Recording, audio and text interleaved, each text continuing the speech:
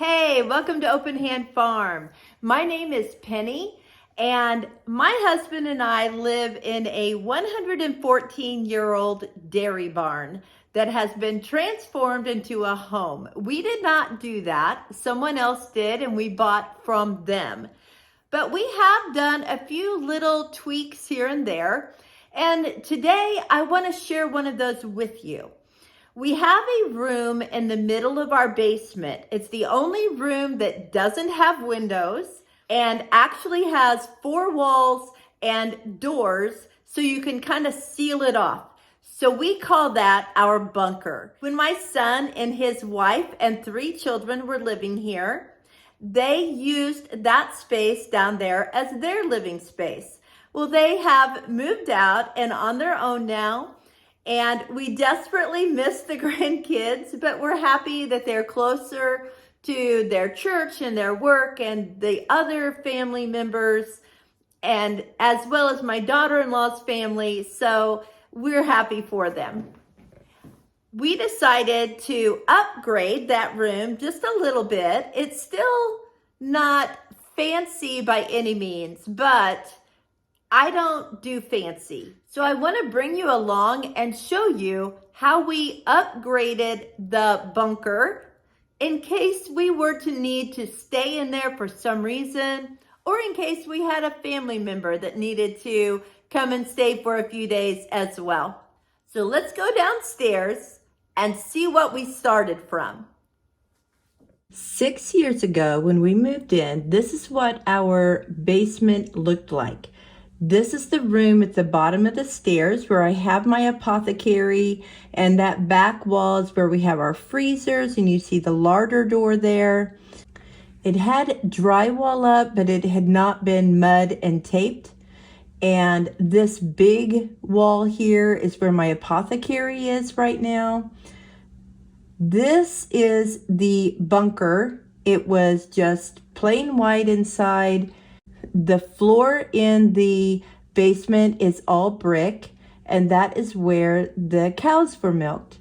The wall that you see just past the brown bookshelf is a white wall. I did paint that wall green, but that was the only thing that we did differently to this room up until now.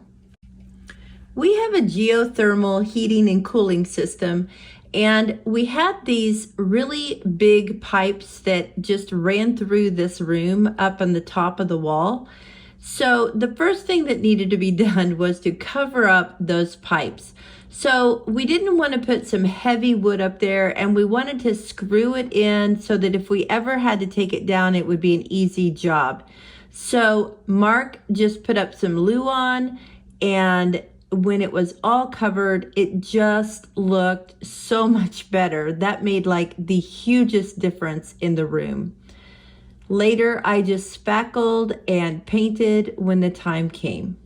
These are pictures of the rest of the room. After we got the pipes covered up on the wall, we started looking at what needed to be done next. You will see that there are some spots on the brick floor, so I will address those later. I'm going to go ahead and work on the walls and things first. We have this big green couch that is going back in here, but you can see the saggy insulation up in the top and how it hangs out of the ceiling. So that definitely needed to be addressed. I had tried to put sticks up in there before to hold it up, but it just wasn't doing the job. In the room, as you come down the stairs, the ceiling looks much better because the people we bought from had put these boards across the ceiling. So we decided to do that in this room.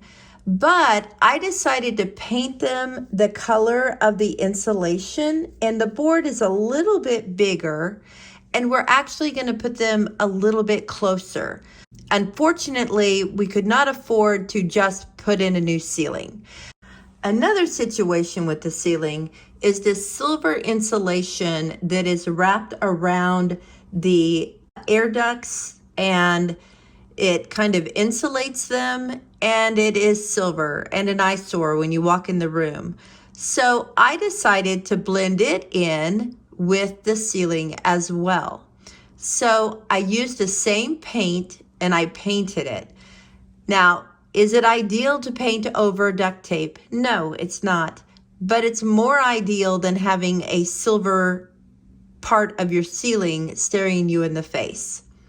So I trimmed it all out and painted it, and I needed to do that before we started hanging the boards because I didn't want to have to paint around the boards when we got them up there. And because of the boards also, I went ahead and trimmed out the top of the ceiling all the way around so that I would be able to not have to paint around boards. Then it was time to start hanging the boards on the ceiling. So Mark came up with a method to have a spacer in between the boards so that they would all be even. And we started in the middle and worked our way out on both sides. And it worked out really well. And you can see here the boards that are overlapping the part that was silver looks great. They just blend in, and I am so glad I painted it before he put the boards up. And this is what it looked like after the boards were all in place and the silver was painted. There's a little section just on this side that we did as well, but it just looks so much nicer. Now that the ceiling was complete, it was time to start trimming out and painting the walls. I'm trimming around this white pillar, and this is a very big pillar. There are pillars like that upstairs as well as in the attic, and they are really old wood. And the people before us painted them white, which kind of makes me sad because upstairs they're all wooden colored. So I have a plan for that in a minute, you'll see. But for now, I'm cutting in all around them. This is a pillar as well up high. It's a joist that runs across. So I will also address that when I address the upright pillars. Once everything was trimmed, it was time to roll.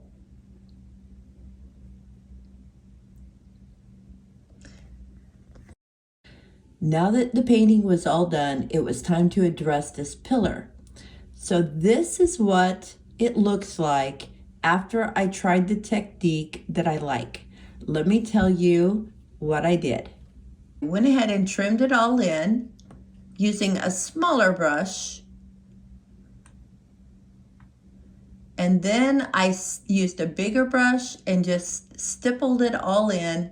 And when I was done with the stippling, I took a rag and I wiped off the excess wax. I left it down in the cracks and crevices, and I loved the way this looked.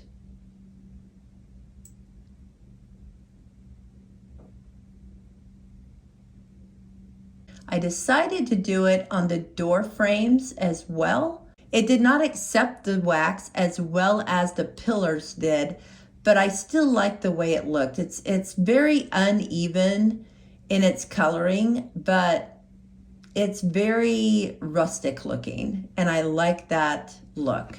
So this is what the room looked like after the painting was done, the ceiling was fixed, the white pillars and beams were waxed as well as both of the doors. And that door, by the way, is a metal door, and it kind of looks like a wooden door now. The spots on the floor were scrubbed, and they are still drying just a little bit. I also had to do a lot of tidying in the room just outside the bunker. I had worked on it for probably 3 hours and thought, why didn't I video this before I started it? So I just stopped where I was and videoed. I was working on this wagon. I have rugs to put down. I also cleaned some spots on this floor. and it just needed a general overhaul cleaning. So I worked on that as well. I also made a stovetop cover for my stove, and now we have carpeting. The floor is still a little bit damp, so we're not rolling it out yet, and there it is. Now we pieced it on the right just a little bit, and we did not have enough to piece it on the left, but that is the wall that the couch will go on, as well as my exercise mat.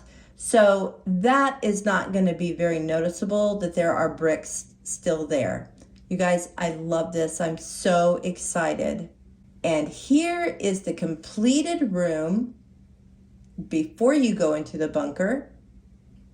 You see my apothecary. I got the rugs down. Over on the right side is my more painting, crafting, planting area. The big barn door leads out to the soon-to-be finished greenhouse that I'll show you when that is done. My daughter-in-law left this table, and I love it. And over around here, I'm hoping to have some herbal classes down here. And we had this bench that was over in front of this red wall, and I thought that we would sit on it to put our boots on or whatever, and we never do. So I said, let's make it a bench to go at the table. So we just added a 2x2 to make it a little bit taller, and it really works well. So now let's head into the bunker. I still want to put some things on the walls, but this is where I had to stop for now. I am thrilled with this room.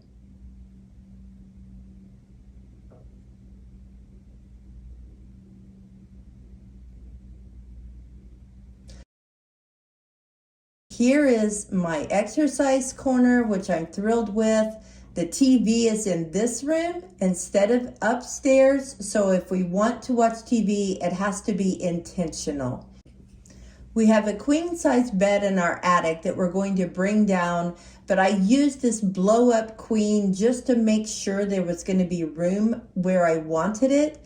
So we'll trade that out probably Thanksgiving week when I have more people here to help move it. I am so excited that this room is done. Not just the bunker, but the rooms that extend out of the bunker as well. Since we moved our television down there, it has been so nice to have this area of our house to just talk and not have that TV in our face when we're eating or whatever. It was kind of a little hard at first. We would be like, let's just take our food downstairs. But now we're listening to audiobooks from the library, working puzzles, sitting by the fire and talking. Mark is doing some writing on his computer. And while he's doing that up here with me, I can be doing canning. It's just a nice thing not to have that TV right here where it's so easy to just say, let's turn on the TV. So I challenge you that if you have another room that you could put the TV in, give it a try and see if it grows your family closer together in doing projects and activities together instead of watching TV. Thank you so much for coming along. And until the next time, I pray blessings on you and yours.